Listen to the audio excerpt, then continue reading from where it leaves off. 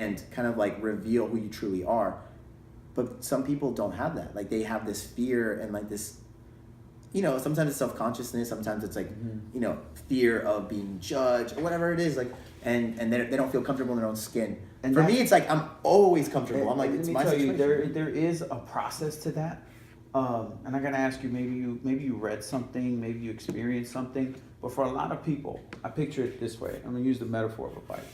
They have all these abilities, they want to accomplish all these things, and maybe they watch a YouTube video, they get motivated, they want to do what you're doing, but they jump on that bike and that chain just keeps coming off. Right? And they jump on it again and it just keeps coming off.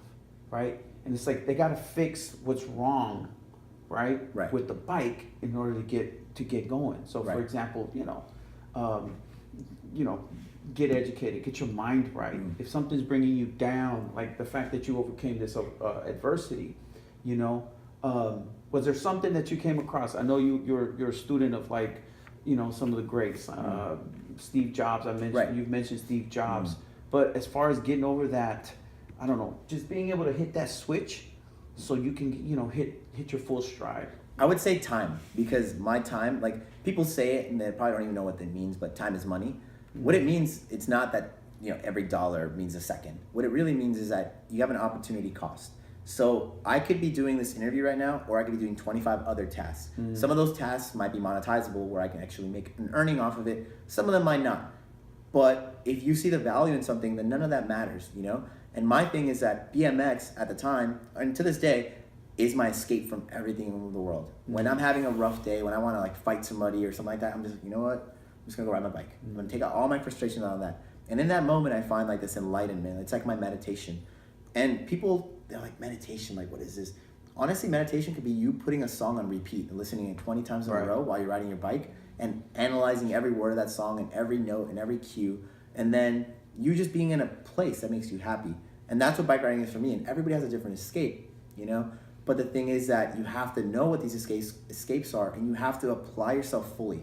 So my friends that were professional BMX riders, I had this work ethic that they didn't even know about. They were like, you literally got up today at 7 a.m. and you went to the skate park by yourself with headphones and you rode till 2 p.m. by yourself and didn't even say a word. And I was like, yeah, because I only have this certain amount of time to do this. And they're like, you're training, you're not making it fun. And I'm like, but it's fun to me. Don't get it, I rode, I played sports. I would go to the gym, not because I wanted to get bulky, but because I knew that if I was lighter and stronger and denser, I could take a better hit. Same thing with bike riding. I go to the gym for that reason. I'm like, if I'm in shape, when I fall, I hit the ground, but I bounce back. When you fall, you're a little chubby, you're gonna stay there for a little longer. And that means you can't ride longer. And I don't have that, time that you have. I have to literally do this and go to school. Do this and manage my eBay store. Do this and go talk to a girl or go on a date. Because that was very big in my life. And as much as people are like, oh, you're a womanizer, it wasn't about that. A lot of times it was like, I knew that I can get the girl, but I didn't have to. Because my thing is it's just a chess game. It's like, this girl, gets approached by 100 guys a day. So her elevation is like this. Yeah. And then she sees this guy that she probably isn't even into, but then if I can have 5 minutes of her time and just kind of talk to her, now we become like this. Because then she realizes that I have a lot of value because of the way I speak. And she's like, oh, he's eloquent, he's funny, or whatever it is, that angle. So then it's a paradigm shift. All of a sudden now I'm in control. Right. And then as soon as I see that she's super interested, I'm like, okay, it was a pleasure to meet you, and I gotta go. And then she's like, you're not gonna take my number now? I'm like, oh no, I'm pretty busy, I gotta go. And she's like, what the hell? But that was enough for me. That was sex to me. I was like, that was mental sex. I don't need the real sex. That's crazy. But as far as I don't know, maybe for the fans out there or for anyone that's looking for expanding their mind in the sense what you've accomplished, is there anything that you would recommend as far as reading material, a YouTube channel that you probably follow? The thing is, nowadays people don't like reading, right? And I myself don't even have the time to read really, but I download books on my iPhone that I have a chance when I do have a chance to read. So if I'm on an airplane, I read the Steve Jobs book. Another really good one is Phil Jackson's 11 Rings, because that talks about balancing how, imagine being the coach of Kobe Bryant, Michael Jordan, Shaquille O'Neal, Scottie Pippen, Dennis Rodman, all at different times, at different points of your career, and having a life, having adversity in your own life, and then having to have the adversity on the court. And to us that we know sports, that's your life, that's your passion, that's every moment of every sweat and tear and blood you put in, all for a 20-second, laps in the game that's the final 20 seconds. You know what I mean? Like, I'll never forget that one of the games that we won, like, we went, what, 9-0? How many games did we I do? think we went undefeated. Yeah. But how many was that, 11? Yeah, about 11, something. So like we that. went 11 games in a row without losing one. And I remember seeing the greats, because again, you have to be a student of life. Like, people think that you're just going to one day just shoot a basketball and make it every time. No, you're going to literally miss every shot, you know, for a long time. Then you're going to start making more and more and more. But the important part is taking that shot, taking that first shot, because if you don't ever take it, you missed it 100%. But if you hit half the rim, then you're like, okay, scoot over a little more. And then you start doing that. Well, in basketball, you know, they have like the Final Four and stuff like that. I used to study that. And I remember during our games, every game was Final Four to me. Every single game. I went on that field. You guys played it like and it was your last game. Exactly. And I remember sometimes it was like, even you guys had doubt in me because I was smaller or whatever it was. And I remember jumping higher than anyone to get like an interception and then running it back all the way. Because that's another thing, like people get caught up in the moment. Like they get caught up in the hype of like, I blocked it and everybody got hyped.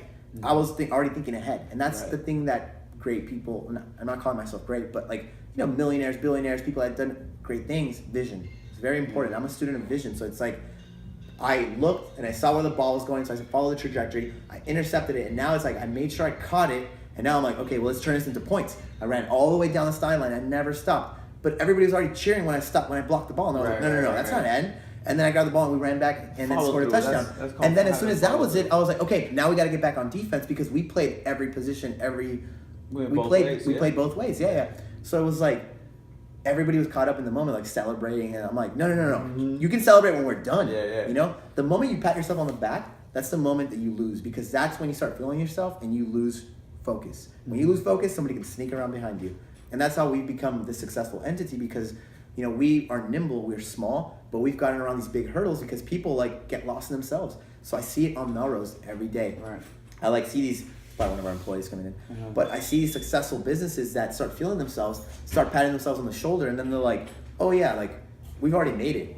And that's the moment that I'm like, "Oh, now you messed up. Now I'm gonna take your place. Right. I'm gonna come around you, and I'm gonna analyze your business, and every mistake you've made, I'm gonna capitalize on it, because that's how we learn. Mistakes, your own mistakes, and most definitely other people's mistakes. Right. You know? And so it's vision. That's what it really comes down to. So I just feel like, man, you got so much more to do. You're only, what, 30? Yeah, 30. Just turned 30. So what's next? What's the future for Alfredo Mancuso? Do you remember Pinky and the Brain? Yeah. Try to take over the world? Well, Well, not in the sense of like, I want omniscient power or whatever. Right. I just feel that like the people that I put together and the people that I'm building and stuff like that share a similar mindset as mine. And it's not about becoming rich, it's not becoming powerful, stuff like that. It's sharing your message. And my message at the end of the day is wholehearted, that like you can come from nothing. You can come from like adversity and stuff like that, and you can make something of yourself. Like, you know, like these basketball superstars like LeBron or stuff like that. You know, like we all come from a similar kind of like, again, adversity, where it's like, there's a guy in BMX, his name is Garrett Reynolds. Same thing. His dad died at the same age as mine. But he only narrowed his scope on BMX, and he is by far one of the best ever. And he's really young, he's 25, and like he wins every contest, like undoubtedly one of the most talented dudes ever, not just in BMX, just like ever. But he puts his wholehearted focus in that. But then he started a business and it's not going as well. And I was like, at one point I wanted to reach out and be like, yo, let me help you, because I know what you want to do, and what you do on a bike, I can kind of do on the business end. And you know, it kind of like goes back to this facade world that we live in, where it's like, well, he didn't see me and my brand as cool as his, so he's like, you know what, I'm just gonna focus on this, which is cool. But now look where we're at, and his brand is like a little bit struggling because he's so focused on bike riding. But that's what I mean. If you're a master of if you're a master of one thing, that leads you to be weak in other areas. But if you're really good at a bunch of different things and not exceptionally good at something else, like that straight A student like Anthony, he never developed his personality. He couldn't talk to girls. I've seen he had races and he couldn't do anything. And I've seen kids that don't you know, break out of their shell, and they just stay comfortable. C's get degrees, man. Like if you get a C, it doesn't mean you couldn't have gotten the B or the A. Right. You were just probably applying yourself to something else. So like a lot of times I could have gotten straight A's, but then I was like, I want to ride my bike. I want to play soccer. I want to have an eBay store. I want to travel. I want to do all these cool things.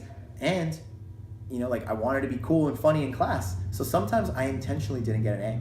Like I will be honest, like there was classes where I was like, I could get an A, but I can actually work on my other assignments in this class and then have more time to ride bikes, and I will intentionally not get the better grade because then I don't have to. When you're number one, you have to always worry about everybody coming at you. When you're number two, number three, nobody even realizes you, and you're No one killing sees it. you coming. Exactly. Yeah. That's awesome, man.